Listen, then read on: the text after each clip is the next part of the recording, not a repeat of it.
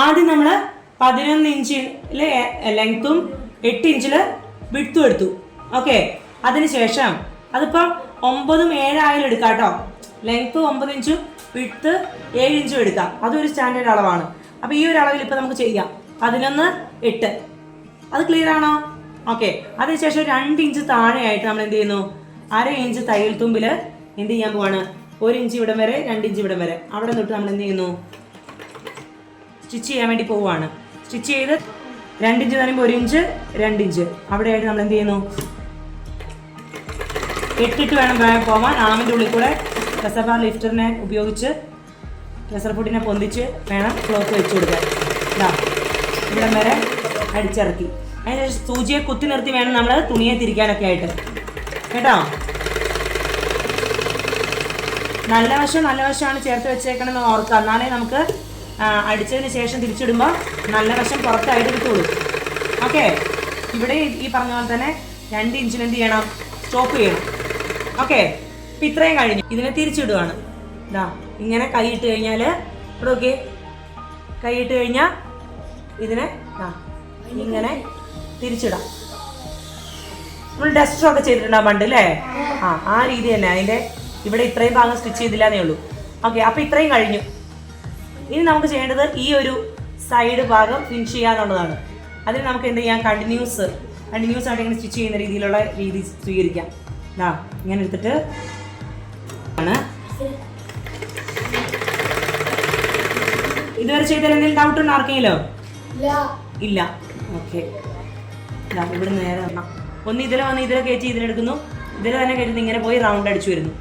Okay, ഒന്നിങ്ങനെ പോയി ഇങ്ങനെ വരണം, ഒന്ന് ഇവിടുന്ന് പോയി ഇങ്ങനെ വരണം. 2 നൂലുകൾ ഉണ്ടാവും. അതിനെ വലിക്കുമ്പോഴാണ് എന്ത് ചെയ്യുന്നത്, ഇത് എന്തായി തീരുന്നത്, പോട്ടറി ബാഗായി മാറുന്നത്. ഓക്കെ, അപ്പം അതിന് ചെയ്യാം. പിന്നെ നമ്മൾ ഉണ്ടാക്കിയിട്ടുള്ള ഈ ഒരു ഭാഗത്തേക്ക് കയറ്റി വിടേണ്ട രീതിയാണ് ഈ നോക്കാനുള്ളത് കേട്ടോ. ശ്രദ്ധിക്കാട്ടെ എങ്ങനെയാണ്. അറ്റത്ത് ഒരു ഈ പറഞ്ഞ പോലെ തന്നെ ഒരു പിന്ന് ആക്കുക. എന്നിട്ട് ഈ റൗണ്ടിൽ നിന്ന് ശ്രദ്ധിക്കുക, ഇത് മാത്രം എടുത്തണം. ഇതിൻ്റെ ഉള്ളിൽ കൂടെ ഇവിടെ ഒരു ഹോൾ ഉണ്ട് അല്ലേ? ആ ഹോളിൻ്റെ ഉള്ളിൽ കൂടെ നമ്മൾ എന്ത് ചെയ്യുന്നു, ഇവിടുന്ന് നമ്മൾ സൂചി കടത്തി വിടുന്നു. കടത്തി വിട്ട് കഴിഞ്ഞാൽ ഇങ്ങനെ കൊണ്ടുവന്ന് ഈ അറ്റത്തെത്തും അല്ലേ? ഈ അറ്റത്തെത്തിയിട്ട് ഇവിടെ നമ്മൾ നിർത്തുമല്ല, തിരിച്ച് തൊട്ടടുത്തുള്ള ഈ ഹോളിൽ കൂടെ എന്ത് ചെയ്യുന്നു, കടത്തി വിടുന്നു. ഓക്കെ, ഇങ്ങനെ കടത്തി വിട്ട് നമ്മൾ എന്ത് ചെയ്യുന്നു, ഇങ്ങോട്ട് എടുത്തു. അപ്പോൾ എന്തായി, ഇങ്ങോട്ടുമായി. അപ്പോൾ ഇത്രയും മനസ്സിലായല്ലോ. ഇവിടുന്ന് തുടങ്ങി ഇപ്പുറത്തെ ഇവിടെ കൊണ്ടുവന്ന് അവസാനിച്ചു. അപ്പോൾ അത് കഴിഞ്ഞു. ഇനി അടുത്തത് എവിടെയെന്ന് കണ്ടോ? അടുത്ത ത്രെഡ് എടുത്തിട്ട് വരേണ്ടത് നമ്മൾ അടുത്തതിന് അതുപോലെ തന്നെ പിന്ന് കോർക്കുന്നു. അതിനുശേഷം നമ്മൾ എവിടുന്ന് തുടങ്ങുന്നത്, ഇവിടുന്ന് തുടങ്ങുന്നു. ഇവിടെ വള്ളി തൂങ്ങി കിടക്കുന്നിടത്തേക്കല്ല, നേരെ ഓപ്പോസിറ്റ് സൈഡിൽ. അതുപോലെ തന്നെ ത്രെഡിനെ കടത്തി വിടുന്നു. ഇങ്ങനെ എടുത്തു.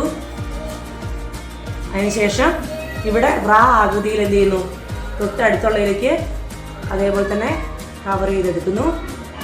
ഓക്കെ, ഇങ്ങനെ കഴിച്ചെടുക്കും. മനസ്സിലായോ എങ്ങനെയാണ് ത്രെഡ് ഇടുന്നതെന്ന്? അതിനുശേഷം കണ്ടോ, ഇങ്ങനെ ത്രെഡ് എത്തിക്കഴിഞ്ഞാൽ എന്ത് ചെയ്യാം, അറ്റത്ത് വേണമെങ്കിൽ നമുക്ക് ബെല്ലാകൃതിയിലുള്ള ആ ഒരു സാധനമൊക്കെ ഫിറ്റ് ചെയ്യാം. ഇപ്പോൾ ഇത് കണ്ടോ, ഇങ്ങനെ വലിച്ചു കഴിഞ്ഞാൽ എങ്ങനെയാണെന്ന് കണ്ടോ, ഇങ്ങനെ കണ്ടോടെ ഇങ്ങോട്ട് ഇത് കണ്ടോ, ഇങ്ങനെ വലിച്ചു കഴിഞ്ഞാൽ എന്തായി കണ്ടോ? മനസ്സിലായോ എങ്ങനെയാണ് ചെയ്യുന്നതെന്ന്? ഇനി പറയാം പോട്ടറി ബാഗ്. എന്താണ്?